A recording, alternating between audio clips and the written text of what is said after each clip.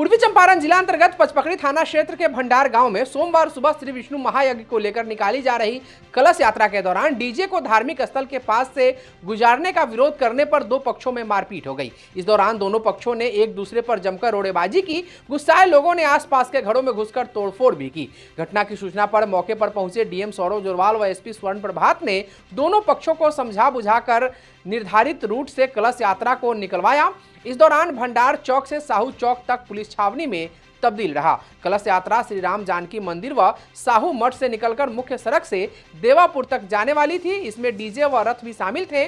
भंडार गांव के एक धार्मिक स्थल के पास जैसे ही डीजे की गाड़ी पहुंची, कुछ युवाओं ने आपत्ति जताकर मुख्य सड़क पर बांस बल्ली लगाकर रास्ता अवरुद्ध कर दिया। इसके बाद कलश यात्रा में शामिल लोगों ने विरोध किया तो बात बिगड़ गई। एक पक्ष का कहना था कि कलश यात्रा निकालने को लेकर थाने में दोनों पक्षों के बीच तय हुआ था कि उक्त रास्ते से केवल कलश यात्रा गुजरेगी, जबकि डीजे दूसरे रास्ते से जाएगा और आगे मिल जाएगा। उधर दूसरे पक्ष के लोग कलश यात्रा के साथ डीजे ले जाने की कोशिश की। हालांकि पचपकड़ी पुलिस दोनों पक्षों को समझाने में लगी हुई थी, लेकिन कोई पक्ष सुनने को तैयार नहीं था। बाद में सूचना पर कई थानों की पुलिस व अधिकारी पहुंचे, लेकिन दोनों पक्ष जिद पर अड़े रहे। विधायक फैसल रहमान, डीएम व एसपी वहां पहुंचे और दोनों पक्षों को समझाकर कलश यात्रा को संपन्न करवाया। इस बीच डीजे बजाने को लेकर फिर बवाल हो गया और रोड़ेबाजी व तोड़फोड़ शुरू हो गई। लोगों को समझाने बुझाने में डीएम, एसपी सहित अन्य अधिकारियों व पुलिस पदाधिकारियों को काफी मशक्कत करनी पड़ी। करीब 5 घंटे बाद केवल कलश यात्रा में शामिल लोगों को मुख्य सड़क से भेजा गया। मामले को सुलझाने में ADM Mukesh Kumar Sinha, DDC doctor Pradeep Kumar, Motihari नगर आयुक्त आशीष कुमार, मुख्यालय डीएसपी सदर SDO Nishant Sihra, Sikarhana DCLR Sunidhi, DSP Uday Shankar, Pakridayal DSP Kumar Chandan सहित कई इंस्पेक्टर, थाना अध्यक्ष सहित काफी संख्या में पुलिस बल लगे हुए थे। हालांकि अभी स्थिति नियंत्रण में है और कलश यात्रा के साथ ही यज्ञ पूरी विधि विधान से शुरू हो गया है। हाँ, कलश यात्रा में कुछ विवाद हुआ था, हम लोग पहुंच गए वहाँ पे तुरंत ही और दोनों पक्षों को समझाया हम लोगों ने, जो उनका सहमति थी उसी पे हम लोगों ने उसी रूट से फिर वो कलश यात्रा निकल गई। अभी सब ठीक है। हाँ, सब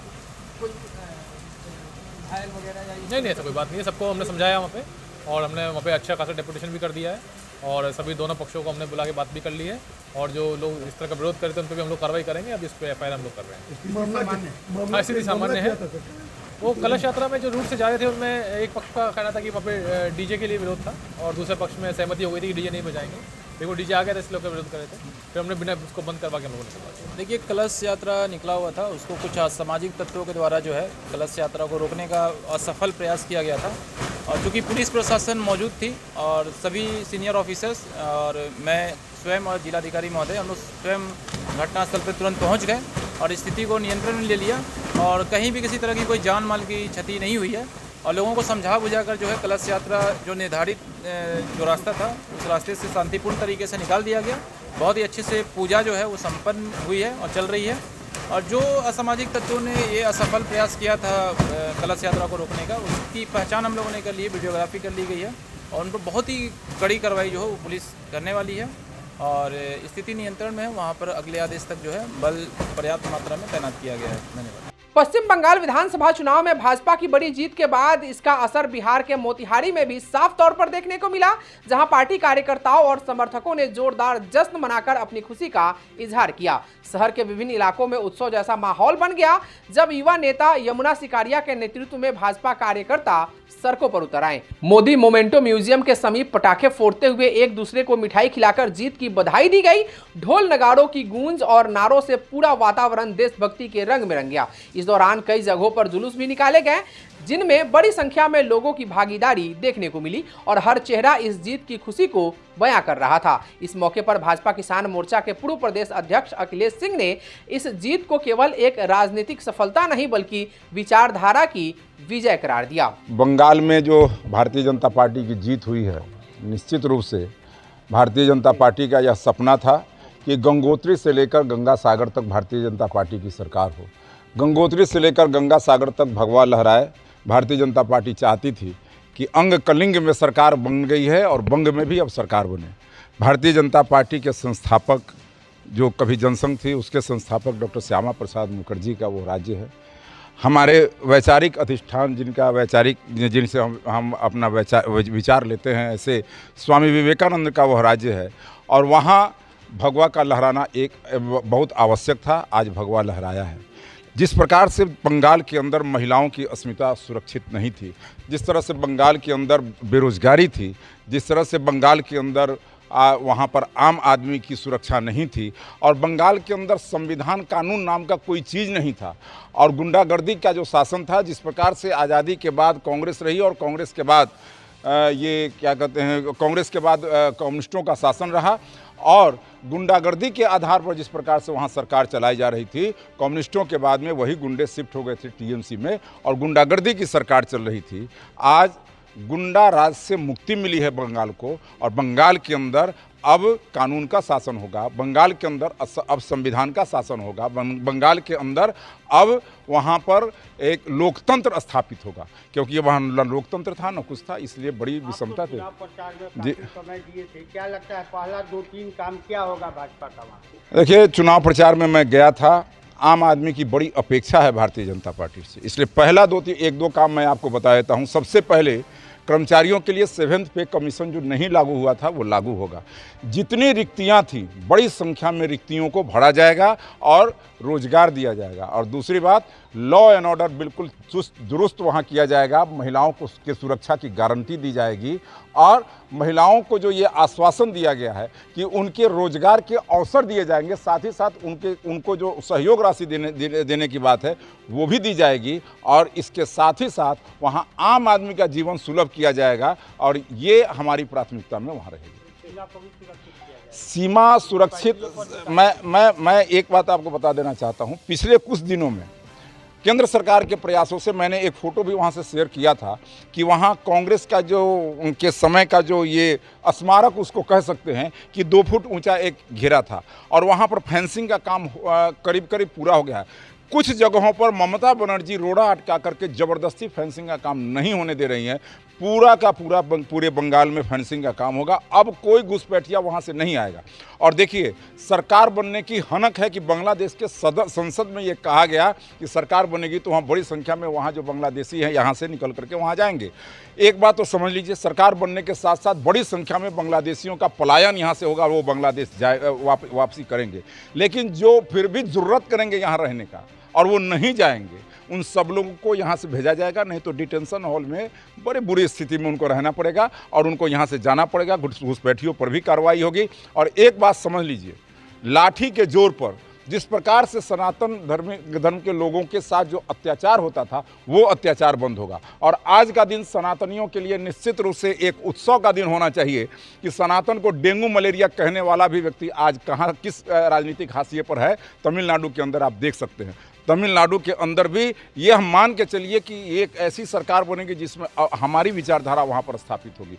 पुदुचेरी के अंदर भी हमारी सरकार बन रही है एनडीए की और असम के जीत का भी हम जश्न मना रहे हैं। शतक से हम चूके हैं, हम तो ये चाहते थे कि शतक हो, शतक से चूके हैं, लेकिन ज़बरदस्त जीत हुई है। और मैं साफ साफ कहना चाहता हूं कि अब इस देश के अंदर वही राज करेगा जो राष्ट्र धर्म के साथ चलेगा। राष्ट्र धर्म से विमुख होकर चलने वाला व्यक्ति किसी कीमत पर इस देश में राज करने की स्थिति में नहीं रहेगी। आज गंगा भी हमारी है, जमुना भी हमारी है, ब्रह्मपुत्र भी हमारी है, नर्मदा भी हमारी है, कल कृष्णा और कावेरी भी हमारी होगी। वहीं युवा नेता यमुना सिकारिया ने इसे ऐतिहासिक जीत बताते हुए कहा कि पश्चिम बंगाल की जनता ने विकास, सुशासन और राष्ट्रवाद के मुद्दे पर अपना स्पष्ट समर्थन दिया है, जो यह दर्शाता है कि देश की जनता अब एक मजबूत नेतृत्व के साथ आगे बढ़ना चाहती है। आज हमारे देश में 5 राज्यों के चुनाव के नतीजे आए हैं, उसमें पहली बार हम बंगाल में सरकार बना रहे हैं, दूसरी बार हम सरकार असम में बना रहे हैं, पुडुचेरी में हमारी सरकार बन रही है। हर जगह हमें काफ़ी अच्छा वोट मिला है। अभी तो चुनाव का नतीजे आ ही रहे हैं। आज इसी खुशी में मेरे मोदी मेमोरियल संग्रहालय में मिठाइयाँ बांटी गई, पटाखे फोड़े गए हैं। मैं इसके लिए पूरे बंगाल वासियों को धन्यवाद देता हूँ। उन्होंने एक अच्छी सरकार चुनी है और सभी जहाँ जहाँ चुना है वहाँ के लोगों को धन्यवाद देता हूँ। सभी भाजपा कार्यकर्ताओं को मैं धन्यवाद देता हूँ। नरेंद्र मोदी जी को धन्यवाद देता हूँ, अमित शाह जी को देता हूँ। हमारे बिहार से एक टीम गई थी मंगल पांडे जी के नेतृत्व में, उन्हें धन्यवाद देता हूँ। उसमें हमारे चंपारण के अखिलेश सिंह जी भी गए थे, इन्हें भी विशेष धन्यवाद देता हूँ कि हमारे बीच में है। जो चुनाव के समय वहाँ काफ़ी महीनों से लगे हुए थे। और मैं भाजपा बंगाल वासियों को मैं आश्वस्त करता हूँ, देखिए भारतीय जनता पार्टी की जहाँ सरकार बनती है वहाँ विकास होता है, सबका साथ सबका विकास। यही हमारी पार्टी का एजेंडा शुरू से रहा है।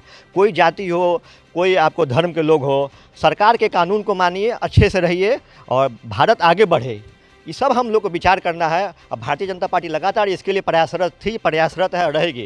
और हमारी सभी योजनाओं का लाभ हर बंगाल वासियों को लगातार अब मिलना शुरू होगा। जो पिछले 12-11 वर्षों से ममता दीदी का रुका हुआ था, अब लगातार मिलेगा। धन्यवाद। मोतिहारी में नए शैक्षणिक सत्र की शुरुआत के साथ ही एमकेडी पब्लिक स्कूल एक बार फिर चर्चा में है, जहां शिक्षा को सिर्फ किताबों तक सीमित नहीं रखा गया है, बल्कि बच्चों के सर्वांगीण विकास को केंद्र में रखकर नई रणनीति तैयार की गई है। स्कूल परिसर में आयोजित प्रेस वार्ता में निदेशक डॉक्टर चंद्रलता झा ने स्पष्ट किया कि उनका संस्थान सीबीएसई मानकों के अनुरूप गुणवत्तापूर्ण शिक्षा और आधुनिक सुविधाएं देने के लिए पूरी तरह कृत संकल्पित है। उन्होंने बताया कि स्कूल में अनुभवी और दक्ष शिक्षकों की नियुक्ति की जा चुकी है, जहां पीजीटी और टीजीटी शिक्षक बच्चों को उच्च स्तरीय शिक्षा प्रदान कर रहे हैं। साथ ही अभिभावकों को राहत देते हुए छात्राओं के लिए 25% और छात्रों के लिए 10% तक ट्यूशन फीस में छूट की भी घोषणा की गई है, जिससे बेहतर शिक्षा अब और सुलभ हो सके। उन्होंने कहा कि आज के प्रतिस्पर्धा बड़े दौर में बच्चों का बेहतर करियर बनाना ही उनकी पहली प्राथमिकता है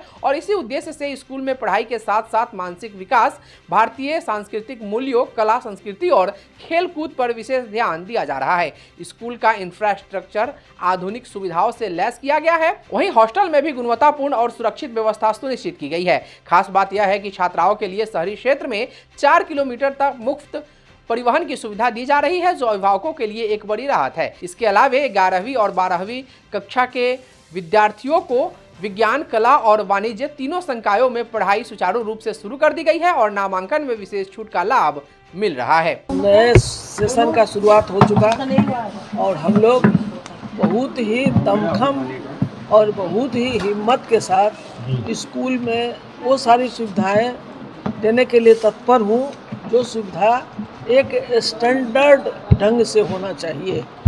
वो टीचर के संबंध में हो, पढ़ाई के संबंध में हो, रख रखाव के संबंध में हो, जितनी भी उसकी सुरक्षा के संबंध में हो, सुविधा हो, सारी चीज़ों को ध्यान में रखते हुए हर फैकल्टी को जो हमारे सीबीएसई का मापदंड है उसके हिसाब से, जैसे टीजीटी टीचर होता है जो मतलब 10th तक के पढ़ाते हैं उसको टीजीटी बोलते हैं, पीजीटी बोलते हैं जो हमारे 10+2 वाले को 11वां-12वां को पढ़ाते हैं। तो हमारा +2 स्कूल है और यहाँ हमारा 12th का 11th का भी स्टूडेंट पढ़ता है on regular basis. Last year भी करीब 20 बच्चे हमारे जो है रेगुलर बोर्ड से यहाँ से एग्जामिनेशन दिए थे।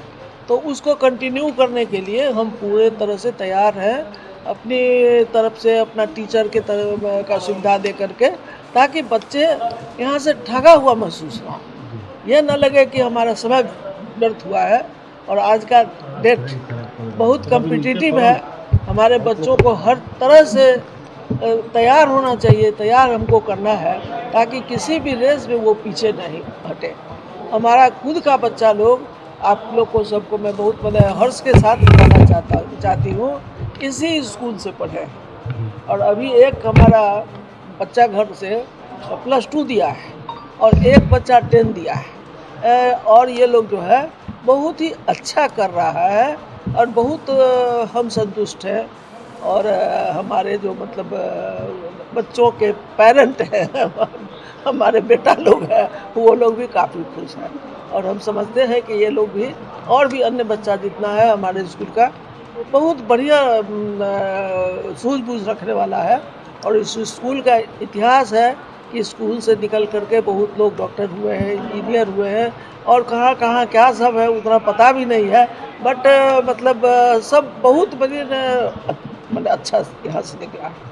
भले ही संख्या बल में बहुत ज़्यादा भीड़ भाड़ ना है, लेकिन जो भी है, जिनको भी हम यहाँ शिक्षा दे रहे हैं उनको पूरी तरह से शिक्षा भी दे रहे हैं, उनका मेंटल ये डेवलपमेंट का भी कोशिश रखते हैं, उसको संस्कृति के को भी, उनके जो संस्कृति होना चाहिए अपने भारतीय ढंग का, उसको भी समझाते हैं, कला को भी सिखाते हैं। भरपूर कोशिश है कि मतलब बढ़िया से बढ़िया दें। और अभी तत्काल इस सत्र में हॉस्टल जो है हमारा वो भी बहुत ही अच्छे ढंग का है। हमको नहीं लगता है कि शायद एवरेज स्कूल में होगा। एसी का प्रोविज़न हम लोग बच्चों को दिए हुए हैं कि तीनों, हाँ, और उर्दू फैकल्टी भी है और हॉस्टल में बच्चों को तकलीफ़ ना हो, खाने की भी सुविधा एकदम फर्स्ट क्लास। जो चावल, जो आटा जो हम खाते हैं वही बच्चों को खिलाते हैं। दूध देते हैं, ब्रेड देते हैं, फ्रूट्स देते हैं, ताकि ये ग्रोइंग एज है उसका, और मेंटल डेवलपमेंट इसी समय होगा, इसी समय उसका डेवलप होने से आगे भी काम करेगा, तो उसको बाधित ना करें।